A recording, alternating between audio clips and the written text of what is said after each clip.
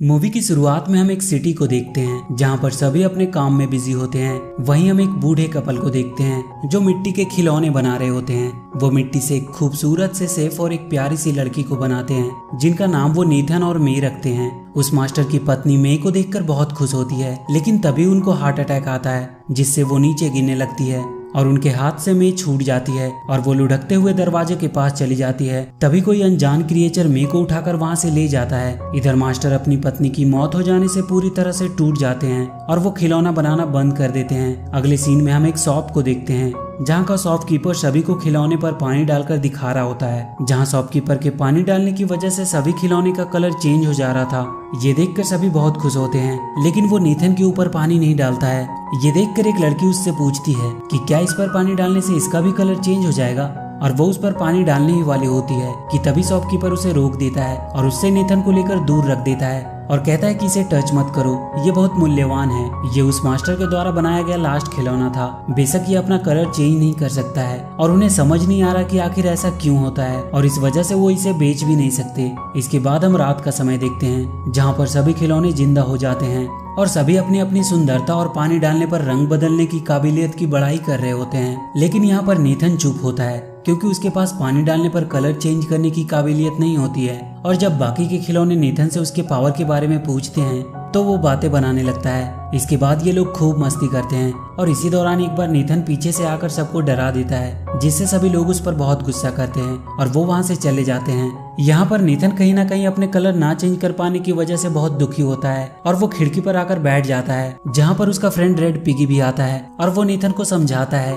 कि कलर ना चेंज कर पाना तुम्हारी कमजोरी नहीं बल्कि ताकत है, क्योंकि इस वजह से तुम्हें कोई नहीं खरीदेगा और तुम हमेशा खुशी से यहीं पर रहोगे। अगले सीन में हम एक सफेद बॉल को देखते हैं जो पूरे शहर में लुढ़कती हुई इधर उधर आ जा रही होती है। इसके बाद वो बॉल लुढ़कते हुए उसी जगह पे आती है जहाँ पर नेथन अपनी बाकी के दोस्तों के साथ रहता है। उस सफेद बॉल को देखकर सब डर जाते हैं, लेकिन अगले ही पल उन्हें पता चलता है कि वो सफेद बॉल कोई बॉल नहीं बल्कि एक रोबोट है। इसके बाद वो रोबोट उन्हें बताती है कि वो फ्यूचर से आई है। इसके बाद नेथन उस रोबोट की परीक्षा लेता है और पूछता है कि अच्छा बताओ अगले कुछ समय में आसमान में क्या होने वाला है। इस पर वो रोबोट बताती है कि अगले कुछ मिनट में यहाँ से एक प्लेन गुजरेगी, और होता भी बिल्कुल ऐसा ही है। ये देखकर सभी आश्चर्यचकित रह जाते हैं, लेकिन नेथन को अभी भी विश्वास नहीं हो रहा था और इसके बाद वो उसकी और कई तरह के टेस्ट लेता है, लेकिन एक एक करके उसके द्वारा की गई सारी भविष्यवाणियां सच होती है। ये देखकर नेथन को भी पूरा विश्वास हो जाता है कि वो रोबोट सचमुच फ्यूचर से आई है। इसके बाद वो उस रोबोट से अपने कलर ना चेंज कर पाने की वजह पूछता है, लेकिन वो इस सवाल का जवाब नहीं दे पाती है और वो नेथन को बताती है कि शायद इसका जवाब फ्यूचर में उस जगह जाने पर मिल सकता है जिस समय तुम्हें बनाया गया था। रोबोट का ये आइडिया नेथन को बहुत पसंद आता है और वो उसके साथ उस झूले की तरफ निकल पड़ता है जहाँ से एक वर्म होल की मदद से रोबोट भविष्य से यहाँ आई थी।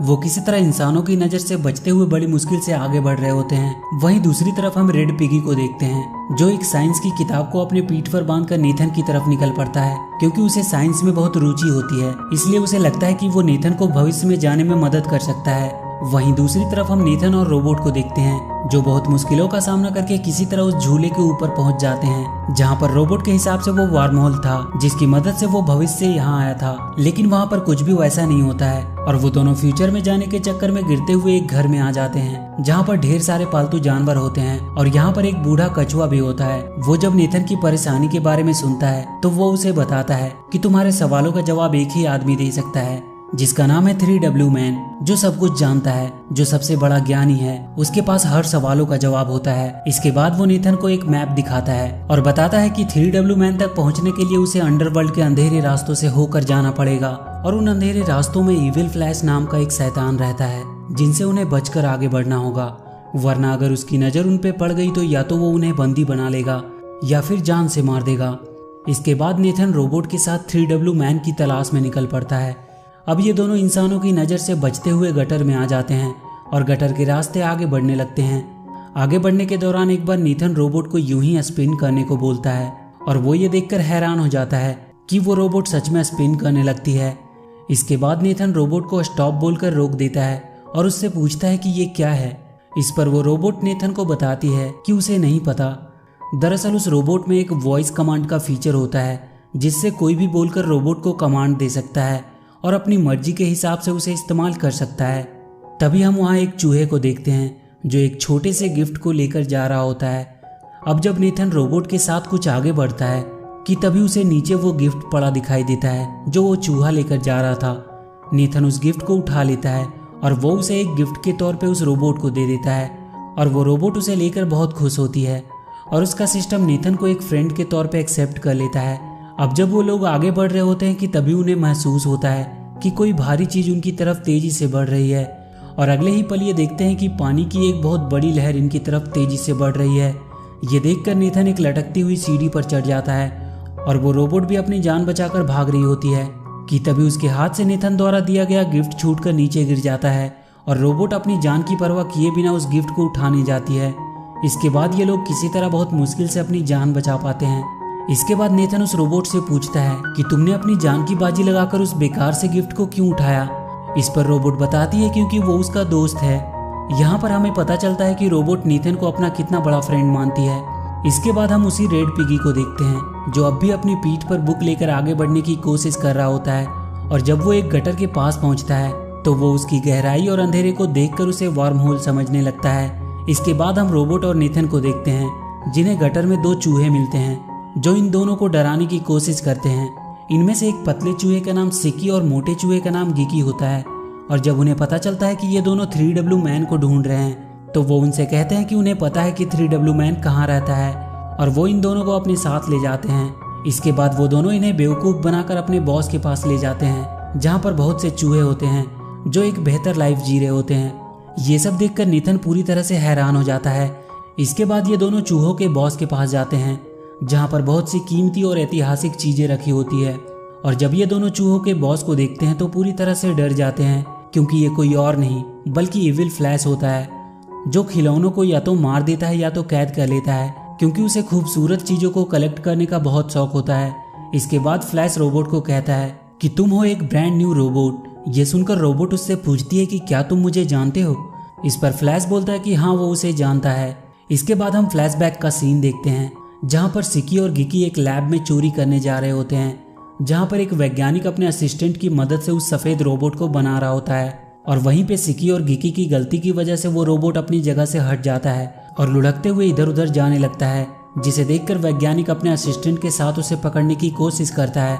और एक ऐसा समय आता है जब बाहर का गेट बंद होने की वजह से रोबोट बाहर नहीं जा पाती और वैज्ञानिक उसे पकड़ लेते हैं लेकिन तभी उनका गार्ड गलती से दरवाजा खोल देता है जिससे रोबोट वहां से निकल जाती है और वैज्ञानिक उसे पकड़ नहीं पाते हैं। ये देखकर वैज्ञानिक का असिस्टेंट गार्ड को उसकी नौकरी से निकाल देता है क्योंकि उसी के दरवाजा खोलने की वजह से उसका रोबोट वहां से भाग गई होती है। और यहाँ पर हमें पता चलता है कि वो रोबोट कोई भविष्य से नहीं आई होती है बल्कि वो एक लैब में बनी होती है। इसके बाद इविल फ्लैश नेथन से कहता है कि तुम तो मेरे किसी काम के नहीं हो क्योंकि तुम्हारे पैर पे एक सिग्नेचर है और तुम एक डुप्लीकेट खिलौने हो। ये सुनकर रोबोट कहती है कि नहीं तुम झूठे हो, नेथन डुप्लीकेट नहीं बल्कि ओरिजिनल है क्योंकि सिग्नेचर हमेशा ओरिजिनल चीजों पर होता है। ये सुनकर फ्लैश अपने सबसे खूबसूरत कलेक्शन को उनके सामने पेश करता है जो कोई और नहीं बल्कि मे होती है। और यहीं पे हमें पता चलता है कि जब मे बूढ़ी औरत के हाथ से छूटकर दरवाजे के पास चली गई थी तो उसे वहां से चुराकर ले जाने वाला कोई और नहीं बल्कि फ्लैश ही था। मे को देखकर नेथन उसे बताता है कि मास्टर ने उन्हें साथ में बनाया था और वो दोनों साथ ही रहा करते थे, लेकिन मे इस बात से इनकार कर देती है और वहीं फ्लैश नेथन को मारने के लिए आगे बढ़ता है लेकिन तभी वो रोबोट नेथन और मे को उठाकर वहां से भागने लगता है। फ्लैश और उसके बाकी के चूहे उन्हें रोकने की पूरी कोशिश करते हैं लेकिन वो ऐसा करने में असफल रहते हैं। और एक ऐसा समय आता है जब रोबोट नेथन और मे को लेकर वहां से बाहर निकलने ही वाली होती है कि तभी अचानक से फ्लैश रोबोट पर हमला कर देता है जिससे मे उसके हाथों से छूटकर नीचे गिर जाती है जिसे फ्लैश के लोग कैद कर लेते हैं और नेथन गटर के गहरे पानी में गिर जाता है। इसके बाद रोबोट और फ्लैश के बीच में एक खतरनाक फाइट होती है जिसमें रोबोट फ्लैश को बहुत बुरी तरह मारती है। ये देखकर फ्लैश हार मान लेता है और उस रोबोट को रुकने को कहता है और वहां से वापस चले जाने को कहता है। फ्लैश की बातें सुनकर रोबोट का वॉइस कमांड मोड एक्टिवेट हो जाता है और वो वहां से सीधे उस लैब की तरफ निकल पड़ती है। ये देखकर फ्लैश बहुत खुश होता है और वो समझ जाता है कि रोबोट को कैसे कंट्रोल करना है। दूसरी तरफ हम नेथन को देखते हैं जो पानी के अंदर डूबता चला जा रहा होता है। इसके बाद हम रोबोट को देखते हैं जो सीधे लैब में पहुंच जाती है। रोबोट को वापस देखकर वैज्ञानिक बहुत खुश होता है। इसके बाद उस रोबोट के सामने एक आर्टिफिशियल इंटेलिजेंस विजिबल होता है जो रोबोट को उसके बनने की वीडियो क्लिप्स दिखाता है। इसके बाद वो रोबोट उस एआई से पूछती है कि क्या उसकी तरह और भी रोबोट है जो वॉइस कमांड को फॉलो करती है। ये सुनकर एआई उसे बताता है कि हाँ, उसके जैसे और भी कई रोबोट हैं। इसके बाद वो खुद को वायर से अलग करके रोबोट के पास आ जाता है और वो उस रोबोट को वॉइस कमांड देता है और देखते ही देखते वहाँ पर ढेर सारे रोबोट आ जाते हैं जो एआई कमांड को फॉलो कर रहे होते हैं। लेकिन रोबोट को ये सब पसंद नहीं आता है और वो वहाँ से निकल जाती है। इसके बाद हम रेड पिगी को देखते हैं जिसे सिकी और गिकी किडनैप कर लेते हैं। उधर नीथन अभी भी पानी के अंदर फंसा होता है कि तभी वहाँ पर एक चमकीली मछली आती है, लेकिन अगले ही पल वो मछली वहाँ फंस जाती है जिसे नीथन आजाद कर देता है। इसके बाद वो मछली वहाँ से चली जाती है और अपनी तरह ढेर सारी मछलियों को लेकर वहाँ आती है। इसके बाद वो मछलियाँ नीथन को अपने ऊपर बिठाकर उसे वहाँ से बाहर निकालने के लिए निकल पड़ती है। दूसरी तरफ हम रेड पिगी को देखते हैं जो फ्लैश के सामने खड़ा होता है। फ्लैश पिगी को टॉर्चर करके उससे पूछता है कि बताओ रोबोट कहाँ पर है, लेकिन पिगी उसे कुछ नहीं बता पाता है क्योंकि उसे खुद नहीं पता होता है कि रोबोट कहाँ पर है। ये सुनकर फ्लैश पूरी तरह से फ्रस्ट्रेट हो जाता है। दूसरी तरफ हम नीथन को देखते हैं जो मछलियों की मदद से पानी के बाहर निकल जाता है, लेकिन तभी एक बड़ा सा चूहा नीथन पर हमला कर देता है और नीथन वहाँ एक गहरी खाई में गिरने लगता है। लेकिन तभी वहाँ पर वो रोबोट आकर उसे बचा लेती है। उसके बाद रोबोट और उस चूहे में फाइट होना शुरू हो जाती है, लेकिन बहुत जल्दी वो चूहा हार मान लेता है और वहाँ से भाग जाता है। इसके बाद नीथन रोबोट को अपने साथ चलने और फ्लैश से लड़ने को कहता है, लेकिन रोबोट मना कर देती है क्योंकि वो जान गई होती है कि अगर वो फ्लैश से लड़ने जाएगी तो फ्लैश वॉइस कमांड देकर उसे अपने कंट्रोल में कर लेगा। इसके बाद ये दोनों 3W मैन की तलाश में निकल जाते हैं और लगातार रास्ते में पड़ने वाली बाधाओं को पार करते हुए आगे बढ़ रहे होते हैं। तभी इन्हें कुछ टॉयज दिखाई देते हैं जो 3W मैन की तरफ जा रहे होते हैं। दरअसल आज 3W मैन का बर्थडे होता है और आज वो किसी एक के सवालों का जवाब देगा, इसीलिए सभी अपने सवालों को लेकर 3W मैन के पास जा रहे होते हैं। नीथन और रोबोट भी उन्हीं के साथ निकल पड़ते हैं और उस जगह पे पहुंचते हैं जहां पर 3W मैन रहता है। वहां पर मेढकों की एक टोली होती है जो कहता है कि एक बार में एक ही अंदर जा सकता है। इसके बाद एक बड़ी सी छिपकली अंदर जाती है, लेकिन अगले ही पल वो बुरी तरह से मार खाकर वापस आती है।